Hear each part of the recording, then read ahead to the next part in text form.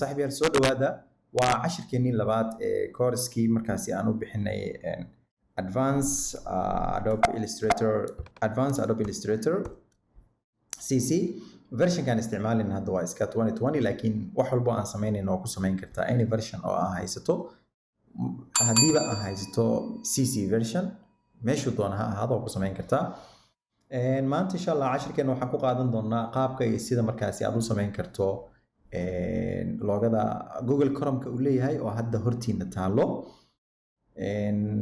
aniga sameeyay laakiin hadda waxaan rabaa inaan scratch-ka isagala soo bilaawno oo step by step iyo bit by bit idin tusiyo waan huba haddii cashirkan bilowga ilaa dhamaadka aad daawato aad insha Allah linkiga ama project-iga aad samaysay inaad muxuu ahaa comment-iga isoo dhigi doonto hadduu Ilaahay yiraahdo aad baad mahadsantahay anigana waan soo qaadan doonaa insha Allah haddii aad soo dhigto hawshaadii shaqadii aad qabatay anoo hadalku ugu daalin aan isagala soo bilaawno from scratch waan tirtiray marka ugu horeyso waxaan u baahannahay inaan samaysano ellipse tool ama circle waxa doontaba dheh aniga waxaan inta badan ku shaqeeyaa centimeter laakiin project-kan waxaan ku sameyn doonaa insha Allah pixels aan ku sameyn doonaa markii aad doorato ellipse tool-ka ama L taabo ama ellipse tool-ka halkan ka soo dooro kadibna shaashada meel kamid ah on click ku dheh inta kadib chain-kan hadii uu furan yahay waxa wanaagsan inaad isku xirto si markaasi uu muxuu ahaa sheeg circle-kaaga uu noqdo mid isla eg ama waxaad u baahan doontaa inaad corner polycontent geliso hoosna polycontent geliso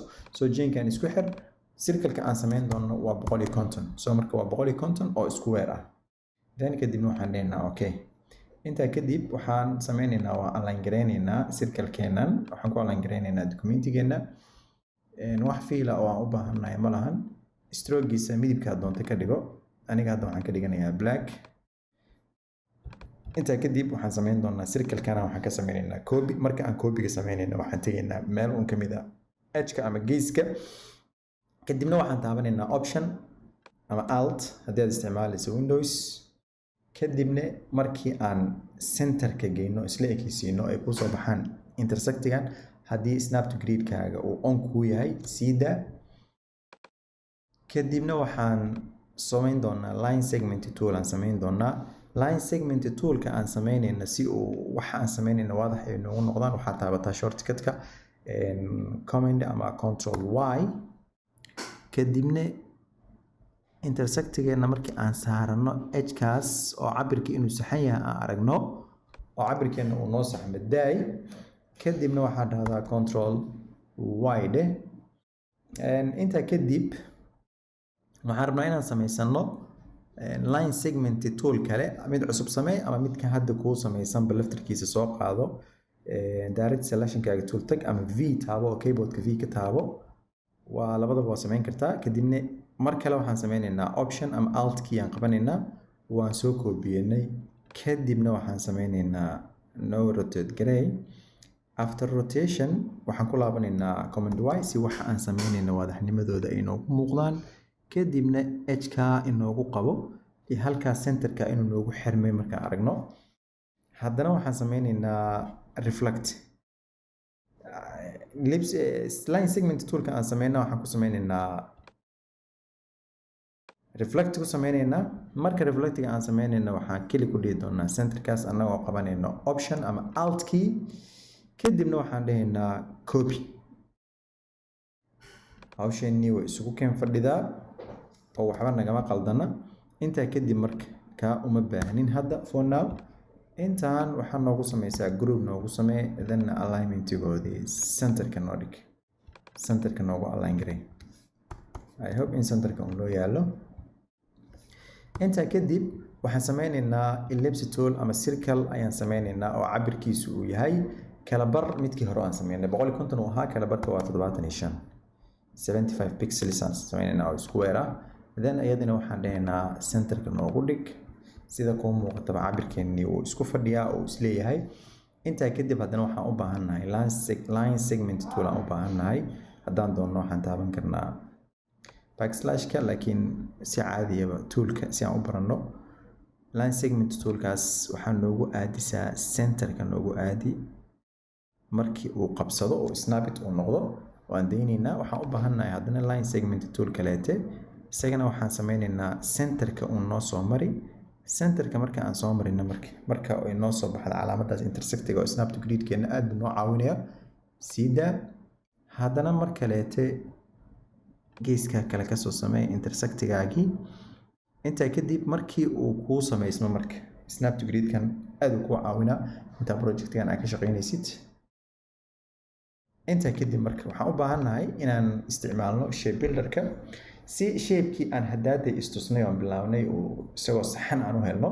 waxaan sameynaynaa wax kale maaha, waxaan wada select garaynaynaa circladii iyo circladii iyo line segmentyadii aan sameynay, kadibna shape builderkan kaliya. shape builderkan aad buu wuxuu u yahay important u yahay qofku waa inuu wax badan ka yaqaanaa markii uu isticmaalayo Adobe Illustrator, because isagaa hawshaada oo dhanba ka dhigayo hawl very fantastic ah oo unique ah.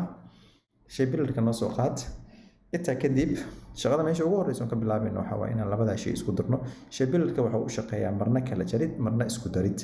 marka koowaad ayaa soo qaado waxaa geeska ka saarna calaamad plus inaan ujeedaan u maleynaa. marka aad doonaysa inaad wax ku jirtana waxaad taabanaysaa on option ama alt key, minus ay noqonaysaa option ama alt key. intaa isugu keenfur. intaa markii aan isku furno kadib waxaan haddana mar kale isku furaynaa intaa hoose. intaa hoose marka aan isku furno waxaan haddana mar kaleete isku furi doonaa sida caadiga ah. shape-keena halkaas ka soo baxaya, halkan uu imaanaya. waxaa ku furtaa midkan iyo midkan. intaa isugu keenfur. waxaan sameynay almost one side ayaan sameynay ama hal side ayaa markaasi noo samaysan. kadibna intaan isugu keenfur. side-ka kale haddana aan ku darnay. kadibna intaan isugu keendar. intii banaanka waa inoo samaysan tahay. kadibna intan gudaha ayaan markaasi sameynaynaa. waxaa meesha uga baahan doonaa shaqo yar oo clean grain ah ama nadiifin ah uga baahannahay. ka uma baahnin laftiisa. intaa aan group noo dheh si aan meesha u nadiifsano, because hadhow ayayna dhibi doontaa.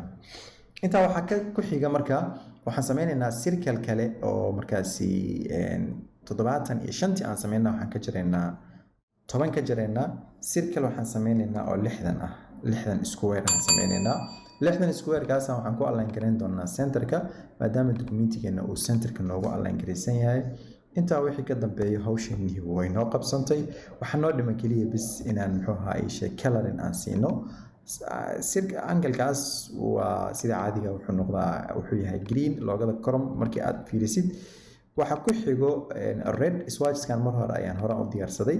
kalarada waxaa muhiima in marka hore ay ku diyaarsan yihiin si midabada aysan kaaga noqon wax qiyaasa. waxay noo samaysan intii hore ee markaasi banaanka ahayd. waxaa ugu dambeeyan sameynaynaa circle-kii yaraa ee dhexda ku jiray. waxay la tahay in loogada Google Chrome aad hadda wixii ka dambeeyo sameyn karto. waa iyadoo vector ah. intaad doonto muxuu ahaa soo dhaweey oo zoom garay. waxaa samaysay loogadii Chrome oo professional ah oo cabirkeedii saxan yahay oo aan kala qalqaloonayn oo aan muxuu ahaa isdhaafsiisnayn. aad baad u mahadsan tahay. inta aan kulmi doonno cashirkan cashir xigo. thank you.